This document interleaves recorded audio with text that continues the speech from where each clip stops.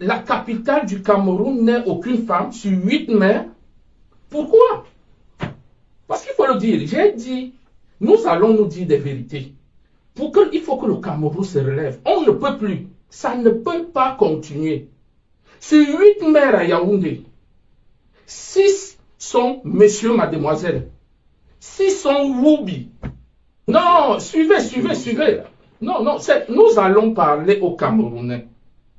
Parce que c'est en se disant des vérités, que le Cameroun va se relever. Monsieur Mouda, gardez ça en esprit.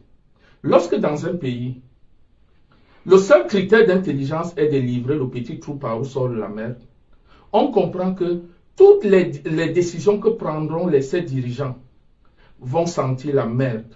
Et enfin, le pays va se retrouver dans la merde. C'est le cas du Cameroun aujourd'hui. Le Cameroun est dans la merde. 8 hommes à Yaoundé, maire, sans aucune femme, dans le parti de Biya. C'est le RDPC. On l'a fait sciemment. Parce qu'ils sont dans le processus de remplacer les femmes par les hommes-femmes. Par les hommes-femmes. Que les Bassards comprennent que la politique se fait avec la tête et non le cœur. Que les Toupouri, les Mundang et autres, parce que les Bamileke, je le dis, c'est le peuple le plus politiquement aguerri au Cameroun, au jour d'aujourd'hui. Les autres ne font pas de la politique. Qu'est-ce qu'ils font? Les autres font la politique de l'émotion. Monsieur l'ambassadeur du Cameroun en France, Ekoumou, oui, va rendre visite à monsieur Kouatanga à l'hôpital avec sa femme. Vous savez ce que Ekoumou et sa femme remettent au général Kouatanga? Dites-nous. 20 €. Mais non. Mais non. Mais attends. Mais non. L'homosexualité au Cameroun n'est pas qu'un plaisir. Il y a le côté mystique. Même la franc-maçonnerie qui bâtit en Europe, quand vous arrivez au Cameroun, elle devient mystique. Ils ajoutent d'autres choses. Donc, lorsqu'un monsieur se met derrière toi au Cameroun, avec en arrière-plan la pratique, il n'a rien à voir avec le plaisir. Il sait ce qui tire. Et quand vous partez de là, vous êtes une coquille vide. Biya a trop de mépris pour les étonnes.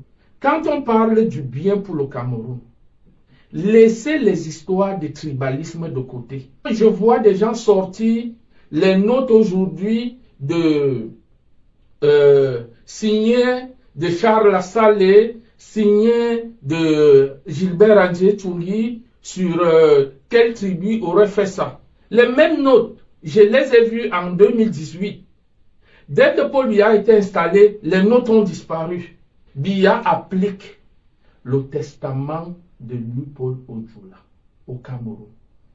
C'est-à-dire, aucun étonne, faire tout pour éloigner les étonnes du centre de décision, pour éloigner les Bassards du centre de décision, pour éloigner les Toupour, les Mundang, les Giziga et tout le du centre de décision, ainsi de suite. C'est comme ça que ça fonctionne. Qu'aujourd'hui, M. Biya, qui a tout eu du Cameroun, c'est quelqu'un qui vit sous la mamelle du Cameroun depuis plus de 70 ans. Depuis toujours, bien sûr. Logé, nourri, véhiculé, soigné, entretenu, au moment où il doit aller se reposer.